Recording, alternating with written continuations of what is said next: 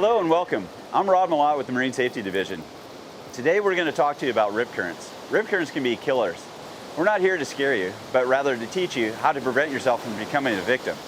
Each year, over 100 people die in the ocean around the U.S. Here in San Clemente, our lifeguards rescue over 2,000 swimmers each year. Rip currents account for 80 to 90% of rescues performed by our lifeguards. To learn more, we're going to take a tour on the beach.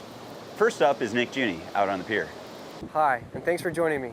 A rip current is a narrow, fast-moving channel of water that starts near the beach and extends offshore through the line of breaking waves. Rip currents can be identified by choppy water, usually brownish and channeling seaward.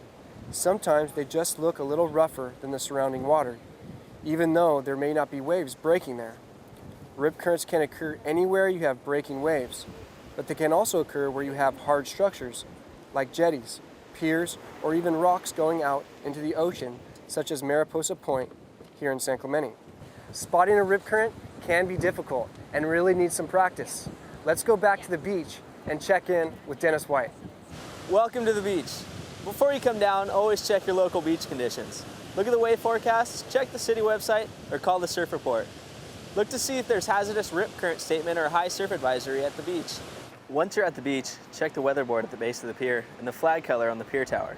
Don't forget to wear your sunscreen and never swim alone. The first thing you should do when coming to the beach is talk to the lifeguard. Ask him questions about current ocean conditions and any potential hazards. That's what we're here for. And remember, always swim near a lifeguard. Swimming at a lifeguarded beach makes you less likely to become a victim. Beachgoers who do not check in with a lifeguard are more likely to find themselves in trouble. But if you do go to a beach without a lifeguard, you want to make sure you know how to spot rip currents and how to escape the rip current if you're caught in one. Here in San Clemente, our towers have rip current signs for you to reference. So a question you may be asking yourself right now is, what's going to be the best way for me to spot a rip current? Start off by staying back from the water. Rip currents are easier to see in an elevated position, like a beach access, on top of the berm, or on the pier. Look for places where waves are not breaking, flat spots in the line of breaking waves. This will help you to know where the deepest spots are in the water. These deep areas are most likely where you will discover a rip current. Also look for foam or sandy brownish water being pulled away from the beach. The easiest way to find the rip currents is to ask the lifeguard. Let's check back in with Dennis White. If you get caught in a rip current, the best thing you can do is to stay calm. It's not going to pull you underwater, it's going to pull you away from shore, which is great if you're trying to get out past the surf. If you feel like you're being pulled away from shore, don't fight the current. Swim parallel to shore to escape the grip of the rip. If you need help, wave your arms.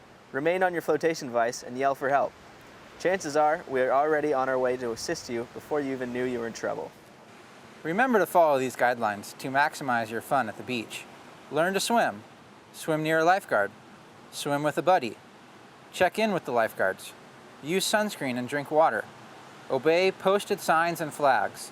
Keep the beach and water clean. Always enter the water feet first. And continue to learn more about rip currents. Well, that's it for now. Thanks for joining us. We look forward to seeing you on the beach, and please learn to swim and check with the lifeguard before entering the water.